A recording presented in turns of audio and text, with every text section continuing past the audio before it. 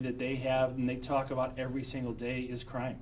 How can we make sure that we have safe streets for our kids to walk in, for our kids to play in? How can we ensure that we have safety for our families as we continue to grow? And what we're seeing from the administrations, both at the national level, with the vice president coming into town to talk to the Democratic attorney generals, and what we see in the state, is a lack of leadership and a lack of understanding of what really is going on in our society. And that's what we want to make a really kind of a glaring point on. When you look at what's happening right now in our top positions, Governor Evers, in what he has done and his lack of leadership, especially on crime and on the economy, is glaring. When we look at our Attorney General, Josh Call, as of right now, he's got very few, if any, endorsements from law enforcement. No bipartisan support. He's out there worrying about issues that the people aren't worrying about. Filing a lawsuit against himself or the legislature, and then saying it's not moving fast enough. So I'm going to switch it over to counties and put the burden on 3 counties to do a lawsuit on the abortion law from 1849. Instead of dealing with the issues in our crime labs, instead of dealing with the issues that are on our streets, instead of making sure that the DAs across the state are really impacting and are taking to task the people that are out there causing our crimes, he wants to fall back and do this. He wants to fall back on an issue that most people aren't even worrying about right now. The governor's doing the same thing, and we see it at the national level with the vice president coming in. Look, I'm glad that the vice president's coming to Wisconsin. I think it's great when we have them come here to hear about our issues. I'd rather have her in her job get down to the border and find out what's going on and how we can solve the border issues. Because what's happening at the southern border right now is impacting us here in Wisconsin. A couple of months ago, as county executive, I declared fentanyl as a community health crisis. We know it's a direct correlation to what's happening at the border. We know what's going on, we know how we've got to solve it, and we have no leadership that's doing that. We need individuals that are willing to step up and make a difference. We know that Tim Michels is going to be able to do that as our governor, and I know that Eric Toney's going to be able to do that as our attorney general. That's the challenges that we're facing right now. And people can try to put smoke screens up, they can try to put covers on it. What it really comes down to, when you talk to individuals at the doors, when you talk to individuals out in the communities, it really is about public safety in their pocketbook. Those are the concerns that they have, and that's what they want to see a difference.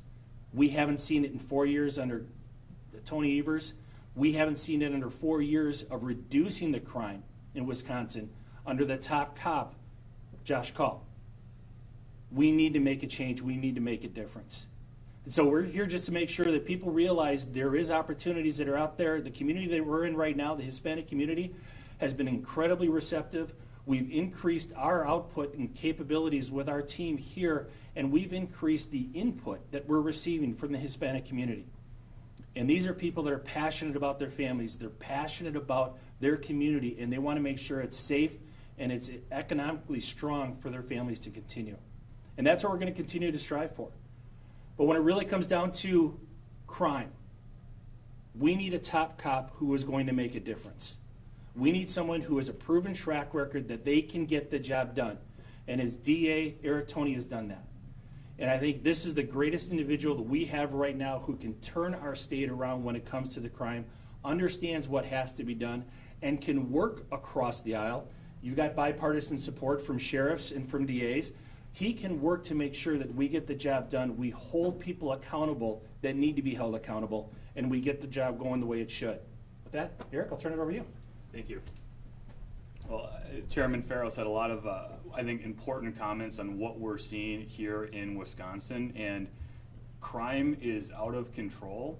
And I announced my campaign for Attorney General here in the city of Milwaukee last year because we know Milwaukee is the engine that drives the success of our state, and we must make sure that people of Milwaukee feel safe.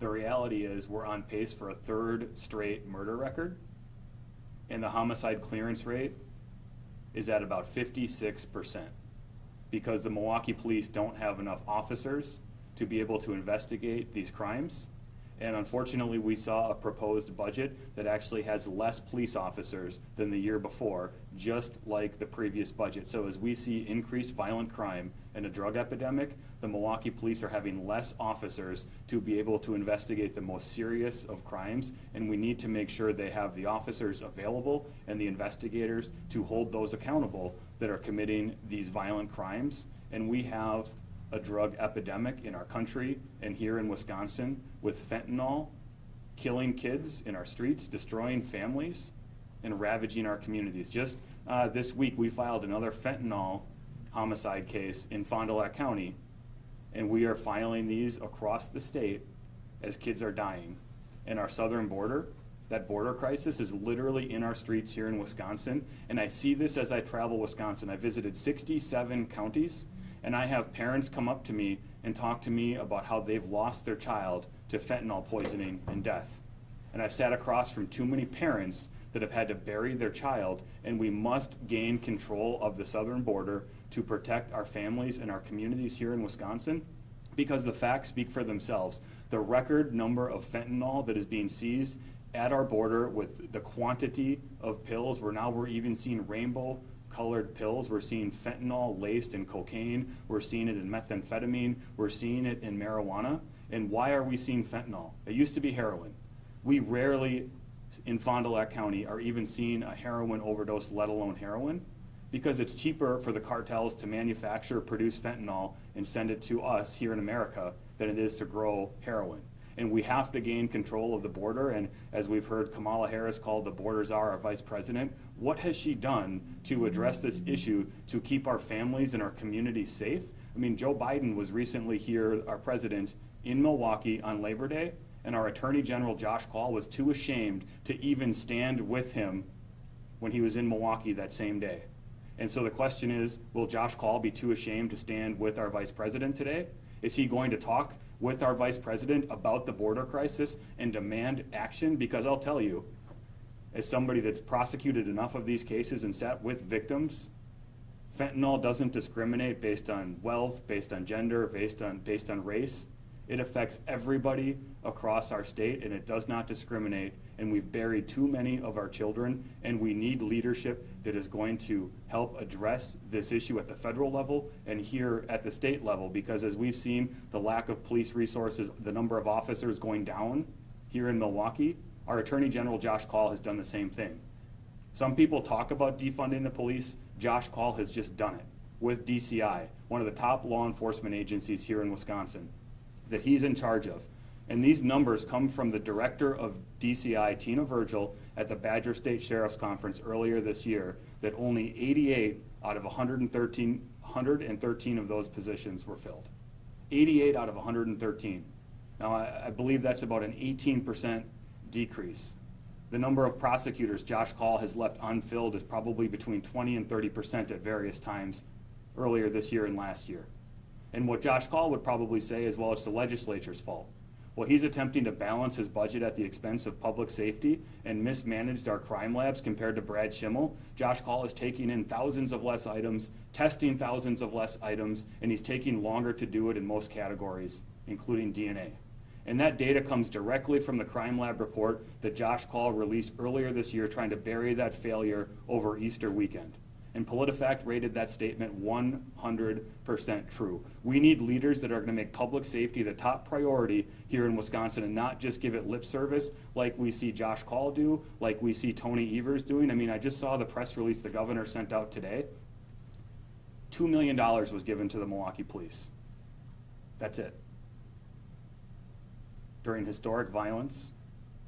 I mean, there was a story in the Los Angeles Times, I think it was last year, that parents are afraid to let their kids go to some parks or playgrounds because they're afraid of stray bullets. How many more kids are going to get gunned down in the streets before we're going to have a governor and an attorney general that are actually going to do something about it? And that's what we need is leadership here in Wisconsin. We need Tim Michels elected as our governor. We need to send Ron Johnson back to the United States Senate and have people that are going to make public safety their top priority. Senator Johnson and I both have bipartisan support from sheriffs across Wisconsin, but I also have bipartisan support from sheriffs and DAs here in Wisconsin that have seen the public safety failures of Josh Call and know it's time to turn the page on him and elect a prosecutor and not a politician as our Attorney General.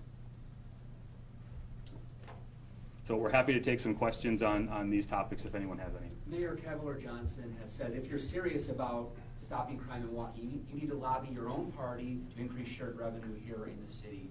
Are you going to do that? Are you going to ask for more money to come to Milwaukee? So I actually offered to meet with the mayor to talk about the crime issues in his proposed budget. I haven't heard back from him, but I will meet with anybody and talk with anybody to work on how we can drive down the crime here in Milwaukee, because we know that crime starts to bleed across Wisconsin. And I tell you that from experience, 10 years as a DA, but I've also been on the other side of the aisle. I spent about 2.5 years doing a lot of criminal defense work, where I would sit across from my clients, and what they would see is where that line is, what they can get away with and what they can't get away with. And if you have a homicide clearance rate hovering around 56% and you're setting record murder rates year after year, people are literally getting away with murder in Milwaukee, and that is not a political issue, that is a public safety issue, and that is how we need to address it. And I've offered to meet with the mayor, and I'm hopeful that he'll take me up on it. Do you think Milwaukee needs more shared revenue? I mean, that's what he's asking for. Well, and like I said, I'm happy to talk with the mayor and address those issues with him and listen to him and let him hear my side of the story as well. And I will continue to work with our legislature and anybody that we need to make sure that we keep and protect Milwaukee. And what I've said,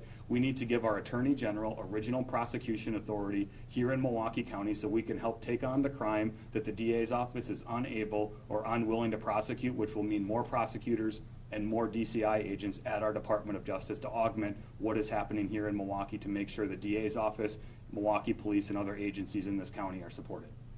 I had a question. If you're elected, how do you get along with Merrick Garland? And wouldn't there be presumably some differences, and wouldn't that impede crime fighting if the federal justice and state justice might not see eye to eye? I'm not sure I understand your question. How do you get along with Merrick Garland and the U.S. Department of Justice? If you're elected, wouldn't there be some differences? Yeah, there's a big difference. We have the United States Attorney General trying to direct resources to areas where they're talking about threats that parents may make at a school board meeting. I've never heard a local district attorney here in Wisconsin say they need the federal government to help on that issue. The DAs and local law enforcement are well equipped to investigate and prosecute those cases if someone does commit a crime. Where we need the help from our United States Attorney's Office, from the federal government, is on the violent crime that we are seeing here in Milwaukee that they are refusing to address and looking to basically sweep it under the rug and pretend that it does not exist. And when you sit across from parents and family members that have lost a loved one, whether it's a homicide or a drug overdose, that's where we need the help, and that's a failure of the Biden administration and not delivering enough help. So if we don't have a good relationship because they're refusing to address violent crime, that's on them. You criticized the city budget, saying that the mayor was not putting enough, or there were fewer police officers in the budget. Is that, in your opinion, a failure to put money in the right places? In other words, where would you cut that budget to put it more towards police? And if it's not a failure of that, where does the mayor get more money? So that's a question that the mayor should be asked, because he signed up for the job. He ran for mayor understanding what these issues are, and that's the obligation of our mayor here in Milwaukee to put public safety first and determine where should those resources go. And unfortunately, he's making a proposal that has less police officers on the street during historic violence. Those should be the questions that all of you are asking the mayor as we see this violence. And it's not even just the murders, it's the attempted homicides, the shootings. When you talk to somebody that's had their home burglarized and stealing that sense of security, there was just a carjacking that occurred in, I think, Wauwatosa, where the mother had her child in the car, that she had to pull her child out of that vehicle before they stole her car. Those should be the questions that are being asked of the mayor to determine how to make sure that we have more police officers on the streets, and how the Tony Evers with the ARPA funds could help address that right now. If we want to, and people I've heard say crime is up because of COVID, well, if that's the argument that some on the left want to make, then the ARPA funds from the governor should be addressing that. But unfortunately, they've only given $2 million to the Milwaukee Police Department, and clearly we need more officers on the streets, and I hope you'll ask the mayor some of those questions. Yeah, Tony, you've talked about gun violence affecting families and children across America. There is going to be a referendum question on the November ballot in Milwaukee to ban assault weapons. Do you have any thoughts on that proposed ban or any other sorts of proposed gun legislation? You know, 10 years as a DA, I've lost count of the number of violent crimes I've prosecuted. I think the last 2 attempted homicide jury trials I've done, both involved somebody using a firearm and shooting someone else. I think both were drug related, and both of them were felons. Neither of them had a problem getting a gun, and we see those that don't care about the laws will continue to get firearms, and we must protect the Second Amendment, an enumerated constitutional right. I understand for some that's not popular, but we have an attorney general right now that literally picks and chooses when to enforce the rule of law. Picks and chooses when to enforce the rule of law. And many of you that pay attention to this attorney general's race have seen me get attacked in the Republican primary for enforcing the rule of law, not just when it's popular, but that's what we sign up to do. Support and defend the Constitution here in Wisconsin and the United States, and we have an attorney general that's picking and choosing when to do it based on his partisan political beliefs, and that is the true threat to democracy, when people pick and choose when they want to enforce the rule of law.